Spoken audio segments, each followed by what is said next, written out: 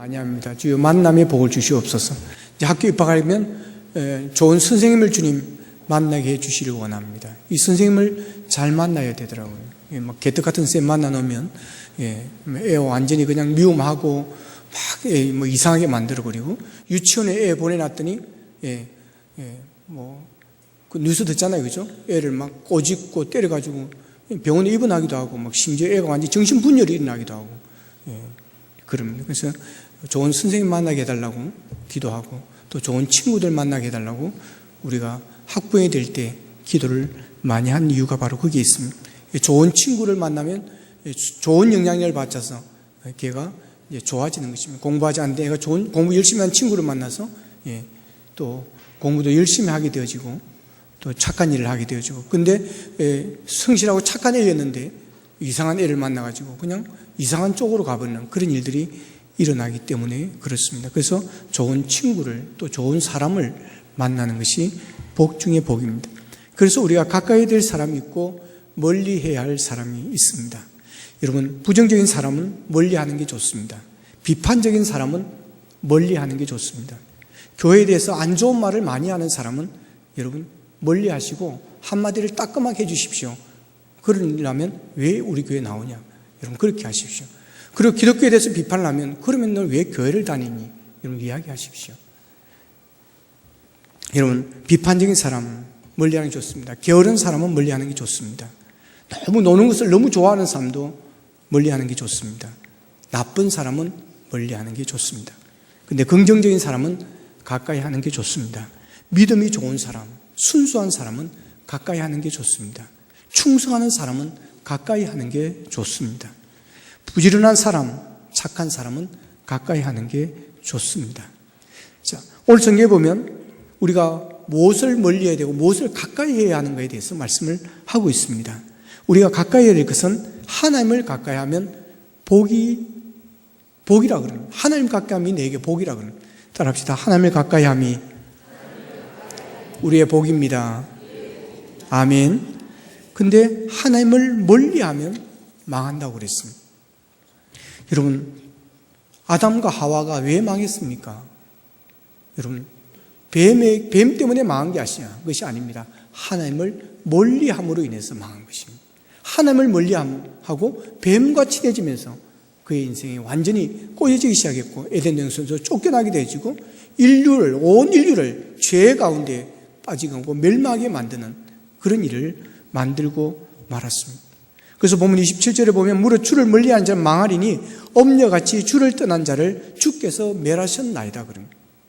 여기서 시편기자는 주를 멀리하는 자를 다른 말로 주를 떠난 자 혹은 엄녀라고 그렇게 읽었습니다.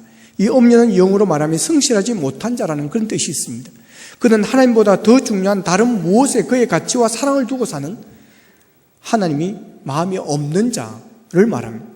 시편기자는 하나님은 이런 자들이 결국 공의로우신 하나님의 심판으로 망하게 될 것이라고 그렇게 말하고 있습니다.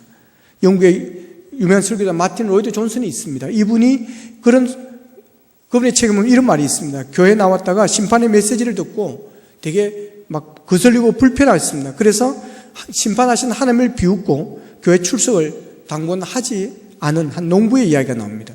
그는 교회를 그만두고 더 열심히 농사를 지었습니다. 그랬더니 농사가 잘 돼서 많은 수확을 거두게 되었습니다. 그래서 이전보다 더 이기적인 사람이 되어지는 것입니다. 어느 가을 추수 때 다시 교회 예배에 나와서 큰 소리로 그는 떠들게 되어집니다. 내가 하나님을 버리고 살았지만 나는 오히려 더 잘 살지 않느냐고. 하나님 없이도 교회 안 나가도 내가 얼마나 더 잘 되는 것을 당신들이 보지 않느냐고. 당신들이 설교한 하나님의 심판은 얼마나 근거 없는 말인 줄 아느냐고 큰 소리를 칩니다. 그때 그게 목사님이 조용히 이렇게 말씀을 전하였다고 합니다. 하나님은 매 가을마다 결산하실 필요가 없으신 분입니다. 그분은 단 한 번의 결산으로 모든 것을 공평하게 하실 것입니다. 그리고 그때가 곧 올 것입니다. 그렇습니다.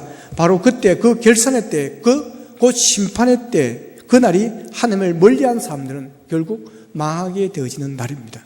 그래서 본문 28절은 이렇게 시작합니다. 하나님께 가까이 함이 내게 복이라. 얼마나 아름다운 복입니까? 얼마나 여러분 아름다운 그러면 믿음입니까? 세상을 살아가는 이웃들의 모습을 관찰해 보면 누군가 소위 힘 있는 사람들에게 접근하려고 하고 애를 쓰는 사람들이 적지 않다는 것을 보게 되어집니다. 그것을 우리 사회에서는 윗선에 줄을 댄다라고 그렇게 하지 않습니까? 그런데 참으로 이해하기 어려운 것은 이런 인생들의 가장 힘 있는 분, 전능하신 하나님에게 왜 줄을 대지 않았는지 이것이 궁금한 것입니다. 그분이 보이지 않았을까요? 아니면 그분을 가까이 하는 방법을 모르기 때문일까요? 성경은 하나님을 가까이 하려면 우리에게 먼저 그분을 가까이 하고자 하는 열망이 있어야 된다고 가르칩니다. 야고보 4장 8절에 보면 하나님을 가까이 하라. 그리하면 너희를 가까이 하시리라 그랬습니다. 그렇게 그분을 가까이 하기를 소원하였음에도 나는 하나님의 임재의 증거들을 경험한 적이 없다고 느끼시는 분들이 계십니까? 그렇다면 야고보서 4장 8절의 말씀을 들어보십시오. 죄인들아 손을 깨끗이 하라. 두 마음을 품은 자들아 마음을 순결하게 하라. 하나님께 가까이 나아가기인데 장애가 되어지는 것을 빨리 버려야 된다고 하는 것입니다. 그것을 성경은 죄라고 이야기합니다. 그 죄를 하나님은 우리가 회개하고 나아가면 모든 것을 용서하여 주시고 다 지워 주시는 것입니다. 그래서 요한일서 1장 9절에서는 만일 우리가 죄를 자백하면 그는 미쁘시고 어로우사 우리 죄를 사하시며 우리를 모든 죄에서 깨끗하게 하실 것이라고 말씀하십니다. 여러분, 우리의 죄가 주님 앞에 나가는 자기가 되어질 수 있습니다. 죄를 멀리 하십시다. 그리고 죄를 지었더라도 하나님 앞에 나와 회개하며 죄의 사함을 받고 하나님 앞에 나아간다면 하나님께서 길을 열어주실 것입니다. 여러분, 하나님을 가까이 하는 2018년이 되어지기를 바랍니다. 하나님을 가까이 하십시오. 그럴 때 하나님께서 여러분에게 복을 주실 것입니다. 형통의 복을 주실 것이고 시련과 환난이 있어도 일어날 수 있도록 극복할 수 있도록 힘을 주실 것이고 어느 광야길을 갔다 할지라도 하나님께서 여러분과 함께 가시고 끝까지 책임지는 복을 주실 것입니다. 2018년은 하나님을 가까이 함으로 승리하고 복받아 하나님 앞에 영광 돌리는 새해가 되기를 주님의 이름으로 축원합니다. 기도드리겠습니다. 하나님 아버지, 새로운 2018년을 우리에게 주시니 감사합니다. 하나님 아버지, 새해는 하나님을 가까이 하게 하여 주시옵소서.